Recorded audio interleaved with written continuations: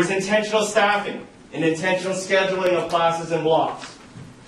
So, as people have said, it's about making sure we have a staff that wants to do this first, and then we'll spread that. So every staff meeting, for those that aren't involved in teaching enhanced pathways, we present to them to say how it's going. So that everybody feels it, everybody hears of what's going on, and maybe they want to be the next ones that, I want to teach with Phil in the English.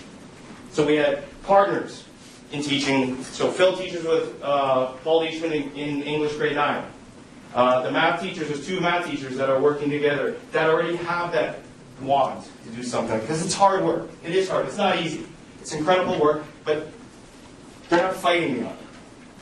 But I have a large group enough of 15 teachers, and my staff is about 30, so almost half are doing it. And that's a great thing.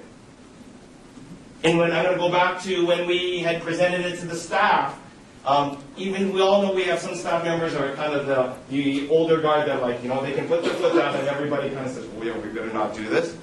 Well, that person stood up, or those people stood up and said, you know what, they weren't getting in the way of it, they believed in this. They weren't really completely part of it, but they weren't getting in the way. And that's a good thing, right? And so we had additional support. So we have a GLE, GLS class that every kid that requires an IEP is taking that, along with the student that would have been transferred or would have taken apply. So we talked to the grade 8s, our guidance counselor said, who would have taken apply? We want to know that, because they're going to get this additional support class, to which I scheduled a math specialist and an English specialist so that they're going to provide additional supports in that class to fill some of the gaps. That's part of it. It's not going to be the end-all and be-all, but at least that's set up that way, plus all the homework help, all the other things that we need. And then we had a summer program where we did a gap closing off the bat to start. That you were coming in grade 8, we wanted to invite you for 2 weeks to come to our school. Phil taught in it. We were going to get a sense of what the literacy and numeracy is, try and help out, get them used to high school, those things, along with running a credit recovery program, to which at the end of this year, when those grade 9s at that point in June didn't quite make it, because we have high expectations, we're not lowering, we want to get you there. It's kind of like extending the year for another 2 weeks. We're giving you additional time to get it. Get it. Do the work, learn, achieve, and we will help you be what you need to be. And those skills you will take. We believe after 1 year in grade 9, they will be off on a better foot than they would if they were in our applied program before. So that when they get to applied grade 10, their learning, their skills, their habits are much better, and that they will then go off at that point. That's what we believe right now. That's what we want to do. That's the step we're taking. Next. Majority of the courses. This gives you a sense. We do have locally developed. We do have locally developed. Because we know we're not also miracle workers. Right? Because there are some students that's a great pathway for them. We do have that. And you can see it there. But the majority of our class on this end, to which we have extended French. So we know sometimes why we have students in extended French. Because not so much that they love French, their parents, but they believe they're in a class of motivated learners, therefore they're going to learn more, smaller class sizes, all of those things. Well, they're in the mix with our regular kids. Right?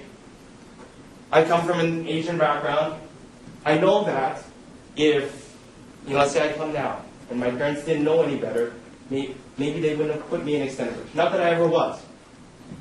But the parents today that are more knowledgeable of the system and everything, extended French, smaller classes. Right? And the way French is taught, it's not so much like the way it was before. It's grammar. It's about learning the language as we go. Meaning, you learn a menu in French because it's relevant to you. So, man, I could learn Greek like that. I could learn, right? So who cares? That's just the way. So we're doing that. Next. You're good. This is who Oakwood is. Oakwood believes in providing the best learning environment for all students. We are particularly passionate about starting our students off on the right foot, teaching them the academic skills and habits that are integral for success in high school and beyond. That's what we're about. Before I pass it over to Anthony and Phil, I can talk about programming, specifically in English, as the English head, Anthony is our ACL in phys ed, but he teaches student success, also in periods where he's the guy that connects with the kids when not so much, let's try and figure out what we need to do. Everybody's question is, what's your biggest challenge? What is the biggest challenge thus far?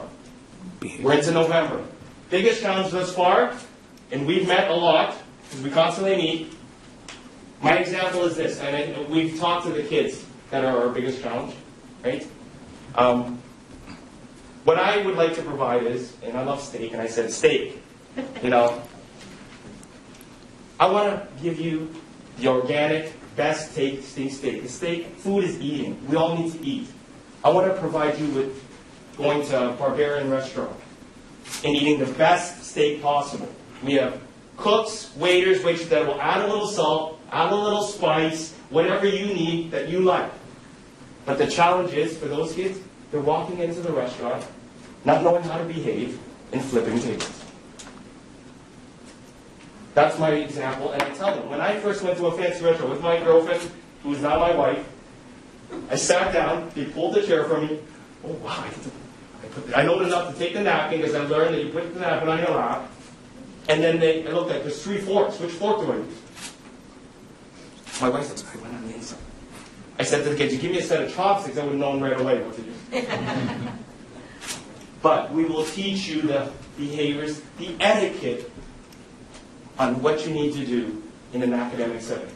For whatever reason, we can see our kids, maybe they're 14 years old, and we know as educators, teachers, we expect a 14-year-old to be here. For some of our students, they may not be, they may be chronologically 14, but their readiness, their preparedness, whatever the skills that they were lacking, they were maybe 11-year-olds, 12-year-olds. So let's work at that to get them here so that they can access all the wonderful learning that we want.